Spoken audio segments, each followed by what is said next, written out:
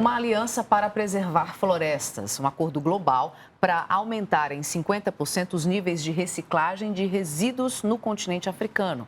A opção de investir em energia limpa e o esforço para reduzir a emissão de gases do efeito estufa. Esses foram alguns dos temas discutidos na mais recente Conferência das Nações Unidas para as Questões Climáticas. E o Brasil esteve representado por uma equipe liderada pelo ministro do Meio Ambiente, Joaquim Leite. Ele é o convidado de hoje da Voz do Brasil e faz um balanço da participação brasileira nessa conferência. Conversa ao vivo que a gente acompanha a partir de agora. Por um tema que é uma nova economia neutra em emissões. O mundo busca uma nova economia neutra em emissões e o Brasil é parte dessa solução. Como que isso se dá? Negociações bilaterais, multilaterais, vão criando regras e propondo meta para os países. O Brasil, nesse ano, atuou junto com o presidente da COP26, que é o Alok Sharma, o presidente da COP do Egito esse ano, o África do Sul, Índia, China, Arábia Saudita, Itália. Nós tivemos diversas reuniões para conseguirmos chegar a dar mais um passo na direção desse acordo do clima. Esse passo muito importante foi a criação de um fundo de perdas e danos para os pequenos países, os mais vulneráveis, vamos dizer assim. Do outro lado, deu-se mais um passo em relação ao mercado de carbono e o Brasil fez um acordo com outros países para a gente desenhar aí um padrão de floresta nativa junto com Indonésia e Congo, para a gente começar a reconhecer e remunerar quem tem floresta, principalmente floresta tropical. Além disso, o Brasil levou um stand junto com o CNI, CNA, SEBRAE e Apex e pôde mostrar um Brasil real, um Brasil que já faz, e era o Brasil das energias verdes. E aí o potencial de energia verde no Brasil, tanto de eólica, solar, biomassa, que são resíduos, né? E a eólica offshore. A gente pôde apresentar tudo isso e mostrar a indústria e a agricultura de baixa emissão. Eu acho que o objetivo do Brasil era mostrar um Brasil real e conseguir também pressionar os países. De um lado, para nós foi bastante importante essas negociações e esses desenhos, como essa de floresta nativa, como a sugestão que nós fizemos de criação de um mercado de metano, não só de carbono, metano é resíduos. Além disso, pressionar os países mais poluidores, industrializados, por mais financiamento climático, tanto para adaptação quanto para mitigação e perdas e danos. Ministro, o senhor falou aí também sobre a criação do mercado global de metano. Vamos explicar para o nosso ouvinte assim o que é esse mercado? O Brasil criou na COP do ano passado, na 26, junto com os outros países, um acordo para criar o crédito de metano, o mercado global de carbono. O que é isso? Toda vez que você tem um projeto com menos emissões, você calcula essa redução de emissões e você pode vender esse crédito para ter uma receita extraordinária para esse projeto. Eólica, energias, indústria, agricultura, tudo isso pode gerar crédito. Mas nós temos um crédito de metano ligado a resíduos, tanto na cidade quanto no campo. O Brasil, ele trata só 1,5% dos resíduos orgânicos. E se isso for se for feito o tratamento desses resíduos para transformar em biogás, ou biofertilizante e biometano, você consegue gerar um crédito, uma receita extraordinária, porque você tratou esse resíduo e aí você traz viabilidade econômica para esses projetos. Então, nós sugerimos especificamente a criação de um mercado, nos moldes do carbono, um mercado para metano, para a gente acelerar esses projetos de metano que estão ligados especialmente a lixo na cidade, e no campo, avicultura, suinocultura, cana-de-açúcar, pecuária, onde você tem um resíduo que você deixaria lá degradando, você pode transformar isso num produto que seria o biogás biometano, e reduzindo o metano na atmosfera, você gera esse crédito. E aí, de novo, mais receita extraordinária, mais projetos se desenvolvendo no Brasil. Agora, ministro, na sua primeira resposta, o senhor mencionou muitos temas que foram tratados lá na Conferência do Clima, então a gente quer abordar um pouquinho mais de cada um deles. E um desses temas que o senhor mencionou foi essa aliança que foi formada pelo Brasil com a Indonésia e a República Democrática do Congo a respeito aí da preservação de florestas tropicais, bem típicas desses países. Queria que o senhor falasse um pouco mais sobre como vai ser essa parceria e quais são os objetivos aí em comum que os três países têm. 2 meses antes, eu fui até a Indonésia, em Bali, na reunião de ministros de meio ambiente do G20, E numa reunião com o ministro da Indonésia, eu mostrei tudo que o Brasil fez em relação à floresta nativa. São marcos de floresta nativa, de vegetação nativa, que começa pelos pagamento pelos serviços ambientais, que é remunerar quem cuida de floresta. Nós também criamos um Código Nacional de Atividade Econômica para você formalizar essa atividade, para você poder emitir uma nota fiscal por cuidar de floresta. E depois criamos o crédito de carbono de floresta nativa. E agora estamos no momento de olhar um ativo ambiental de vegetação nativa. Depois que eu mostrei toda essa estrutura que o Brasil fez, esses marcos legais de floresta nativa, isso acelerou o processo porque a Indonésia enxergou o Brasil como um país que está na vanguarda desse tema, que está reconhecendo que floresta nativa é algo que tem que ser reconhecido economicamente, monetariamente, para você remunerar quem cuida. Então isso fez com que Congo e Indonésia quisessem acelerar esse processo para levar todo esse conhecimento nosso aqui, toda essa vanguarda nessa política para esses países. E aí os 3 países começarem a trazer valor econômico para essas áreas de floresta, especialmente floresta nativa. Certo, ministro, aproveitando esse assunto aí de preservação de florestas, como é que o Brasil chega ao fim do ano nesse quesito?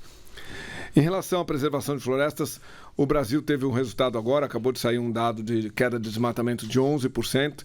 Foi o resultado do trabalho de uma operação chamada Guardiões do Bioma, coordenada pelo Ministério da Justiça, o ministro Anderson Torres, e, claro, com o Ministério do Meio Ambiente em conjunto, ICMBio, IBAMA, Força Nacional, Polícia Federal e Polícia Rodoviária Federal, todos atuando de forma conjunta.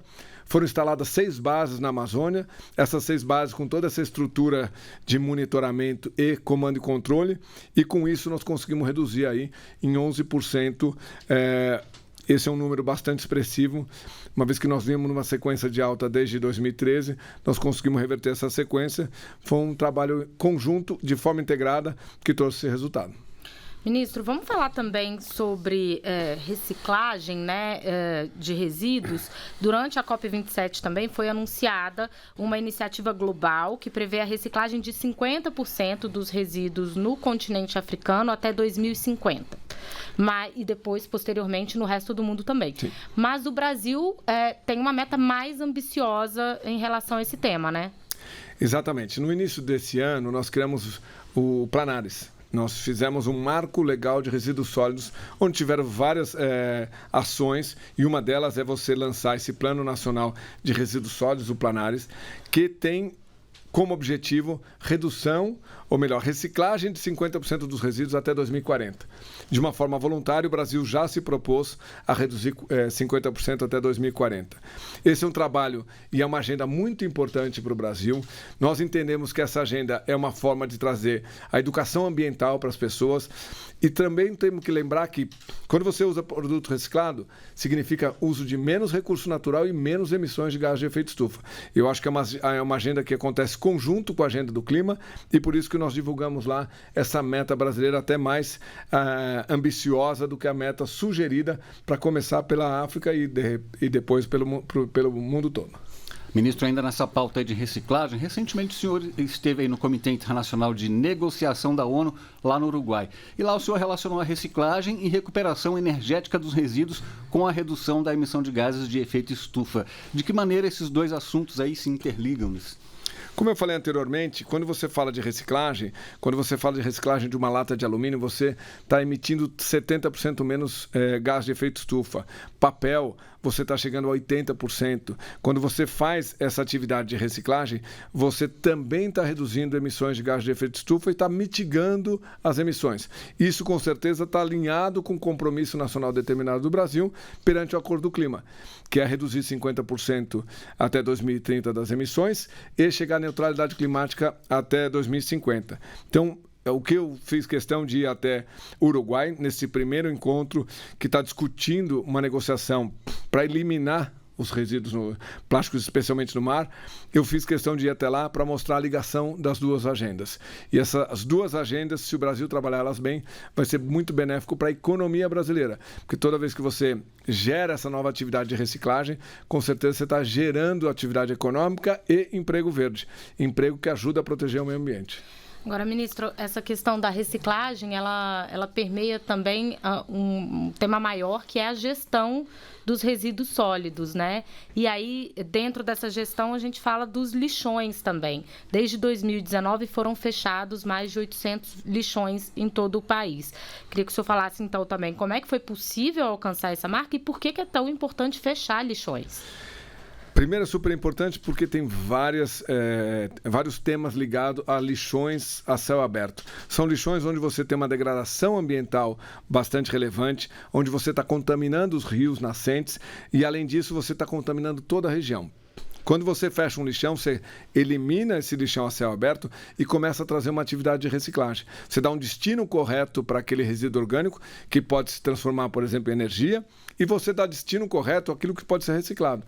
E assim você gera uma atividade econômica.